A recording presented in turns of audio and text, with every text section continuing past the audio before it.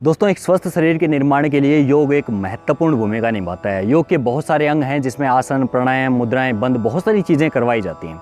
आज का ये टॉपिक के अंदर, आज के इस वीडियो में हम बात कर रहे हैं एक आसन के बारे में, क्योंकि आसनों का प्रभाव आपके शरीर के ऊपर डायरेक्ट पड़ता है। अगर इन आसनों को आप सही तरीके से करो और रेगुलर अपनी जीवन शैली में इनको अपनाओ तो आप पूर्ण स्वास्थ्य को प्राप्त कर सकते हो। आज के वीडियो का टॉपिक है हमारा वज्रासन, जो आपके स्पेशली स्टोमक के एरिया के ऊपर प्रभाव डालता है और शरीर के नीचे के एरिया को प्रभावित करता है।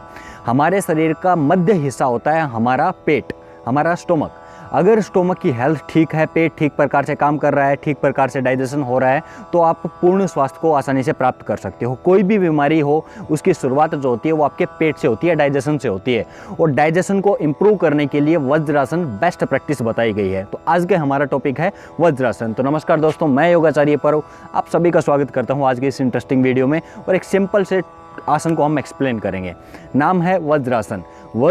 वज्र का मतलब होता है स्ट्रोंग होना या कठोर। इसको अगर संस्कृत वर्ड से देखें तो इसको डायमंड से भी इसका अर्थ निकाला जाता है, तो थंबर बोल्ट पोज भी इसको बोला जाता है अंग्रेजी में। तो इस अभ्यास को करने के लिए सुबह का वक्त सबसे बेस्ट है। वैसे तो इस अभ्यास को रात का खाना खाने के बाद भी किया जा सकता है। ये अकेला एक ऐसा पोस्चर है जो खाना खाने के बाद भी हम कर सकते हैं। खाना खाने के बाद अगर इस अभ्यास को करोगे तो आपकी डाइजेशन फायर बढ़ेगी और साथ ही खाने का एब्जॉर्प्शन ठीक प्रकार से होगा, खाने का डाइजेशन ठीक प्रकार से होगा। अगर आप दिन के समय करते हो इस अभ्यास में बैठ के, अगर प्राणायाम करते हो, अनुलोम विलोम करते हो या फिर ध्यान का अभ्यास करते हो आप, तो शरीर के अंदर, नाड़ियों के अंदर प्राणों का संचार बढ़ेगा और शरीर के बहुत सारे हिस्सों के ऊपर इसका प्रभाव पड़ता है। तो देर ना करते हुए सबसे पहले इसकी विधि को समझते हैं कि कैसे और किस प्रकार से इसको करना चाहिए। तो देखिए, वज्रासन करने के लिए आप अपने घुटनों के ऊपर इस प्रकार से आ जाएंगे, राइट। इस स्थिति में आप रहेंगे। उसके बाद अपने दोनों पंजों को पीछे से फोल्ड करके इस प्रकार से रखेंगे और दोनों हील्स को बाहर की तरफ रखते हुए मध्य में बैठ जाएंगे। दोनों घुटने आपके सामने से मिले हुए, कमर गर्दन सीधी, और ये आपकी स्थिति होगी। जिन लोगों को इसी स्थिति में बैठते हुए घुटनों में ज़्यादा दर्द हो रहा हो, आपके एंकल्स में ज़्यादा दर्द हो रहा हो, कमर में दर्द हो रहा हो, तो ऐसी स्थिति में आपको अपने घुटनों के बीच में यहाँ पे कोई भी कंबल, तकिया या कोई भी ऐसी चीज़ जो आपके थोड़ा सपोर्ट करे उसको रख सकते हैं यहाँ, ताकि आप आसानी से बैठ पाएँ। अगर घुटनों में दर्द हो रहा है इस स्थिति में बैठने के बाद, तो आप इस स्थिति में ना बैठें। घुटनों के बीच में कोई ऐसी चीज़ लगाएं जो आपको सपोर्ट करती हो। अब बात करते हैं कि ये आसन काम कैसे करता है। दोस्तों, एक्चुअल में ना आपके पैरों के अंदर, स्पेशली आपकी पिंडलियों के अंदर एक नाड़ी होती है जिसको बोलते हैं वज्र नाड़ी। अब ये वज्र नाड़ी क्या करती है कि आपके डाइजेशन को इम्प्रूव करती है। एक्चुअली ये आपके डाइजेशन फायर को बढ़ाती है और डाइजेशन की जितनी भी फंक्शनिंग है उसको स्टिमुलेट करती है, ठीक प्रकार से चलाने का काम करती है। तो वज्रासन में जब हम बैठते हैं तो वज्र नाड़ी जो है वो दबती है, स्टिमुलेट होती है, और इससे हमारे पाचन प्रणाली में सुधार आता है।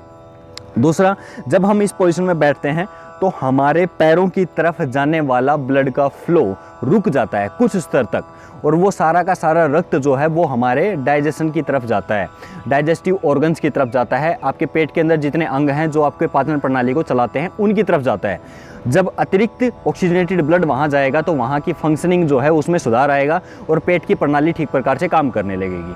जिन लोगों को कॉन्स्टिपेशन की, कब्ज की, गैस की, अपच की समस्या रहती है, उन लोगों को ये अभ्यास करना चाहिए। खाना खाने के बाद भी और दिन के समय भी इस अभ्यास को किया जा सकता है। दिन के समय आप जब भी आपके पास समय हो या योगा अभ्यास के समय इस अभ्यास को करें तो बेस्ट रिजल्ट इसके मिलते हैं।